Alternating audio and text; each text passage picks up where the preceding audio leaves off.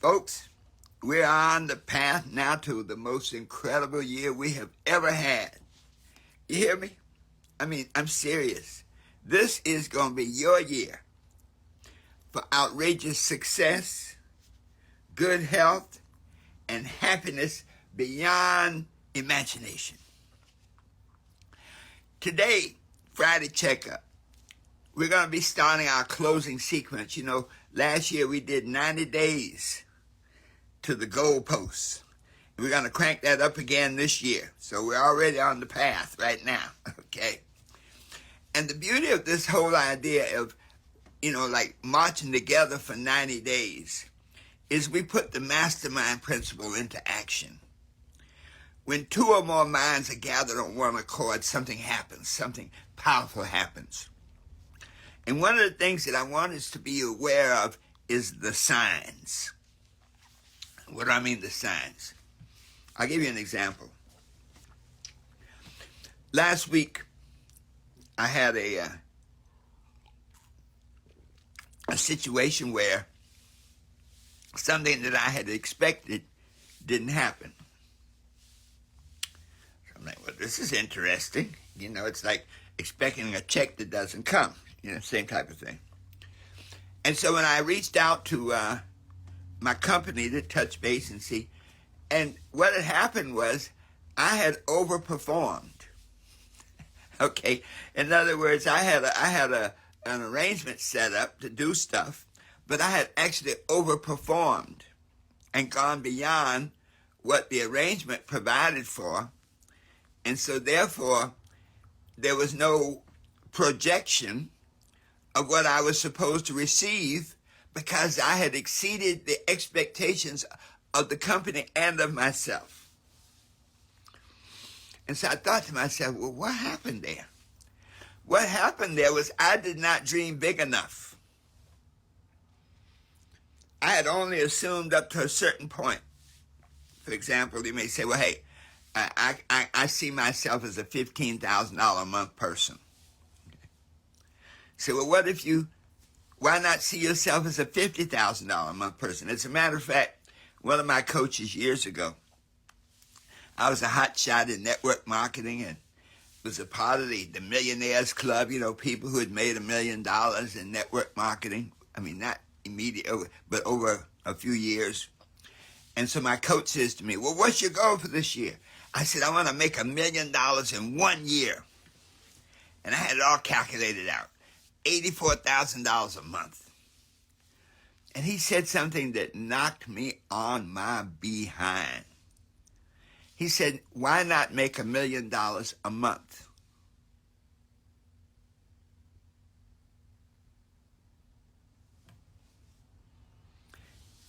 Now, life is created by the image and thoughts you project ahead. So your vision is like the blueprint for your life. An architect builds a building, they lay out a blueprint. Well, the vision that you have of yourself is the blueprint for your life. And so I was not making $1 million a month because I did not have a vision of what my life would look like if I made $1 million a month.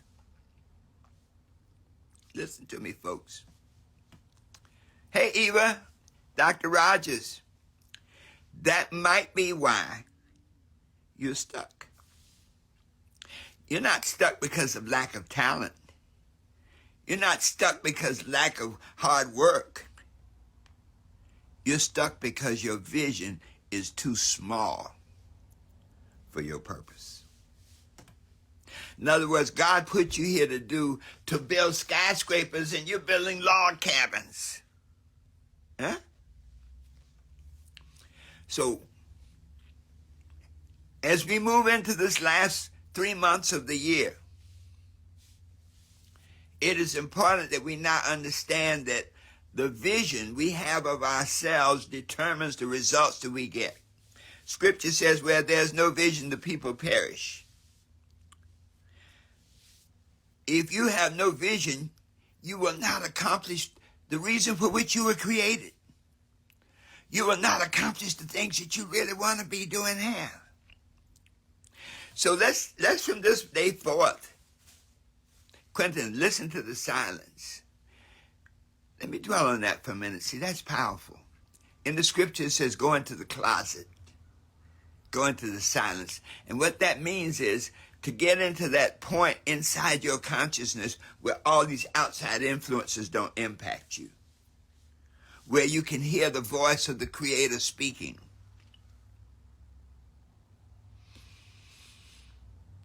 You know, the prodigal son, after he had really messed up, and he's in the pig pen of life feeding somebody else's pigs, he had a revelation. He said, even the servants in my father's house have enough to eat and more. And the point is, don't let yourself be defined by your circumstances. So I could not see myself making $1 million a month because I was so focused on my circumstances, cars and houses and stuff. And I wasn't making $1 million a month because I had no vision of what my life would look like. At that time, I was about a $20,000 a month person. And let's just break it down, okay? $20,000 a month person is this. Well, you better set aside at least 25% for taxes. So let's make the numbers easy.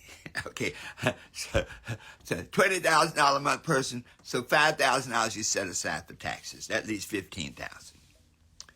All right, in those days, I had 2 houses. Mortgages, thank goodness this is before the big time mortgage stuff, but between the 2 houses, the mortgage was about $2,000 a month. So now you've gone from 15 to 13. And then by the time you add in real estate taxes and all that stuff, you're down to about 10. A couple of vacations a year, you know, and generally a vacation would run at least $5,000, so you amortize that. But when you look at it down now, we're down around $8,000 or $9,000. And then my goal at that time was I was really focused on long-term stability, financial stability. And so I was taking 20% of what I earned and investing it in a mutual fund. So 20% of 20,000 is $4,000. So you see what I'm saying? The 20,000, 5,000 for taxes, 4,000 for mutual fund, that's 9,000. Another 2,000 or 3,000, and let's just say 3,000 in mortgages, so that's 12,000. At least about 8. And so $8,000 a month is not that much. I mean, frankly, what's that, $2,000 a week? By the time you now pay car insurances, housing insurances, you eat out, had a kid in college. The point I'm making was my vision was constricted to a $20,000 a month vision, and so therefore, no matter how hard I worked, I couldn't make any more. So my challenge to you this year is to expand your vision. You see, when you speak on an expanded vision, and you go tell somebody, they will undermine you. Now, when I told most of my friends that my goal was to make $1 million a month, $1 million a year, you know what most of them said? Yeah. They didn't even know how much it was a month. When I said $84,000 a month, hey, Akila, how are you? All right, Breezy Official, thanks for joining us. And so the vision I had was just not big enough to move my life forward. Your vision should be so big that it sucks your life along. It literally pulls you up. So, a couple of points. Now, number one, to have a vision bigger than you've ever had before. Whatever you want to do, multiply it by 10. So, if your financial goal was let's say, hey, I want to make $20,000 a month. Multiply it by 10. I want to make $200,000 a month. Multiply it by 10 and then try to work backwards. What would your life look like if you had met whatever you're making now, if you made 10 times as much? So let's just take $20,000, $200,000 a month. That's what, $2.4 million a year. And when you start breaking it down now, okay, you find that 20% here, 20. So half of 2.4 million is gone. 1.2 million. So the idea is, once you start to break it down to what your life would look like, that doesn't mean to go out and now buy all kinds of crazy stuff. Now, once you've mastered the riddle of survival, you can start thinking about letting the money work for you. So now, if you're making, let's go back. If you're making $200,000 a month, you may be able to set aside 20, 30, 40, maybe even $50,000 a month now to develop a scholarship fund, to set aside a certain amount in trust. So now you're looking at legacy, not just, you might say conspicuous consumption. But see, once you get beyond the what we call it, the necessities of survival, once you get beyond the survival mindset and start thinking of the impact mindset, the legacy mindset, let that pull you along. Wow. If you can't receive it, you can't receive it if you don't give. You got that right. Quentin, that's a nice little thought there. People say, well, why should I give? Why should I tithe? Well, when you give, you are priming the pump of abundance. You see, many people don't give because of fear. I don't want to lose what I have. I'm not going to give. I'm not going to tithe. I'm making a $200,000 a month. That means my tithe to the church is $20,000 a month. No way I'm giving that church $20,000. Huh? Okay. Literally, what you have done now is you have blocked the pump to infinite prosperity. You see, whatever you're willing to give is like a seed. When you are willing to give, that seed now can bear fruit in like manner. Wow. Keela says, you have to know you deserve what you desire, and it's a gift that you can share. That takes a good point. So, why don't some people get what they say they want? And often it's because inside they don't feel they deserve it. So this day, create an affirmation. You remember Muhammad Ali's great affirmation was, I am the greatest. And so create your own affirmation that affirms the person that you want to become. I am the healthiest. Yeah. I live an abundant life. Everything I touch grows and multiplies. I'm full of light. I am full of love. That once you start redefining yourself, not in terms of your potential, instead of your situation. I'm going to say that again. Redefine yourself in terms of your potential instead of your situation. Create an affirmation that affirms who you will become. Once you do that, you create a vibration. You see, an affirmation is a thought compacted. It's a seed. And so when you create an affirmation, you're like planting a seed. As Muhammad Ali, I am the greatest. That's the seed. And the world came around to acknowledge that he was the greatest. So this day, as we go into these last 3 months, define yourself to be based on your potential and your purpose.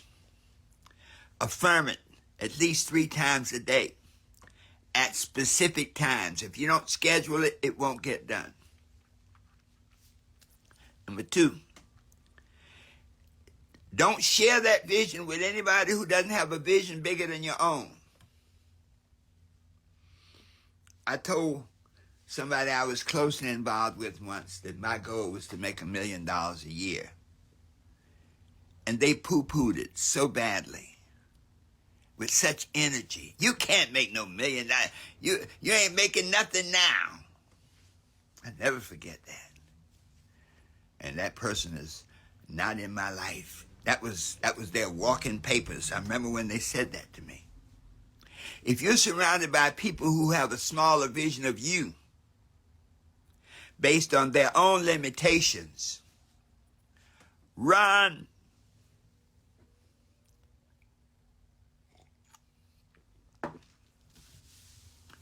Share with people who have been where you're trying to go.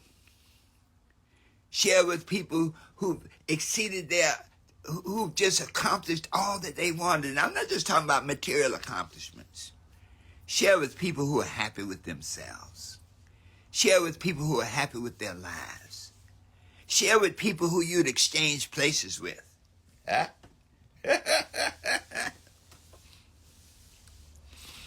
And then once you hold that vision in your mind, work at it every single day. When I say it, every single day. You see, you want to create a habit. Remember that, folks. You want to create a habit of success, a habit of joy, a habit of happiness, a habit of abundance. And a habit means that you do it every day. Relentless Aaron, thanks for joining us. One of my heroes, the great urban writer. Hey, buddy, coming in from Atlanta. Thanks for joining us, my friend. But make it a daily habit now. I guarantee there's certain things that every success book will tell you. Let your goal be happiness, not money. And each and every day, lay out your plans the night before. Don't wait until you're tired because you won't get it done. Lay out your plans the night before. Assign the things that you want to do for specific times. In other words, schedule them and leave enough time to get them done. Do that before you get tired at night. Put your subconscious mind to work. Once you've written it out, the vision, the Bible says, write the vision, make it plain upon tablets, that he may run that readeth it. And so the moment you write those things down that you want to do for tomorrow, you have literally laid out a blueprint for what tomorrow will be. All right. Akila's hosting a gala. Take notes, folks. Akila Faye, reach out to her on Instagram. When you go to sleep after laying out your plan, your subconscious mind starts to make it happen, make it work for you. You see, your subconscious mind is connected to your superconscious mind, which means that nothing is impossible. I had a vision last week after I had that situation where we'll call it conflict of vision. I saw 3 things that I wanted to happen. A company that I've been working with and doing some work with, I saw them offer me another contract. A person that I really wanted to do some work with, and this is a person that's well known, called me out of the blue. So the company, I'd spoken for this company, 6 months ago. And I'd asked them to write me a letter of recommendation. Well, wouldn't you know it, the letter of recommendation came 2 days ago, bang. And when I responded to the letter of recommendation to thank them and show that my appreciation, they said, hey, we're doing this. Can you come and speak? We've increased our budget. Okay, bingo. And you know, a lot of times you can get into a negotiating mode or you can get into a closing mode. Normally, if somebody says, well, we'll pay you $9,000, then I'll say, hey, 11 and we got a deal. Okay? But this man, I felt like, yeah, this is the vibration coming through. They said 9,000, 9 it is. Let's do it. Send the contract. Done. And the person I wanted to work with, I mean, literally called me. I was in the gas station pumping gas, and my phone popped up, and there was their name. And they said, Herb, I need to talk to you. Bingo. So, do that daily operation.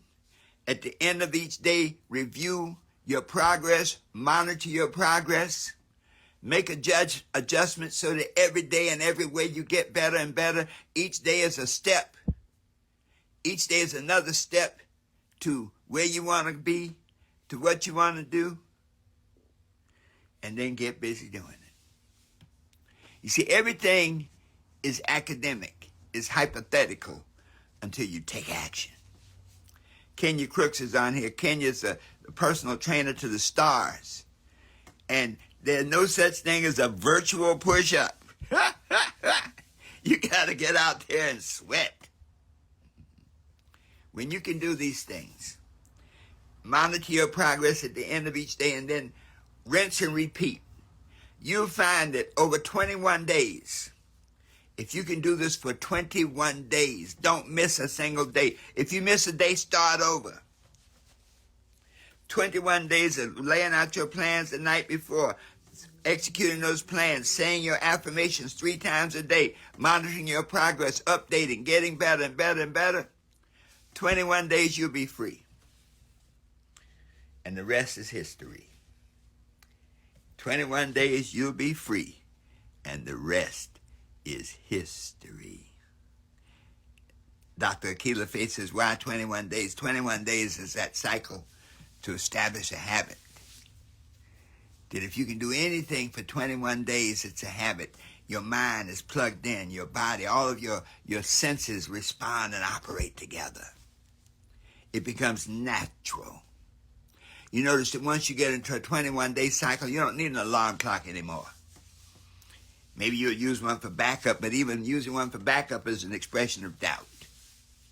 You want to have your body in such a rhythm, in such a cycle, that you wake up automatically the same time every day. You say, when you see that happen, you say, how does this happen? It happens because you're in a rhythm for success. Wow. Thanks, Quentin. Said we give currency at Hillside.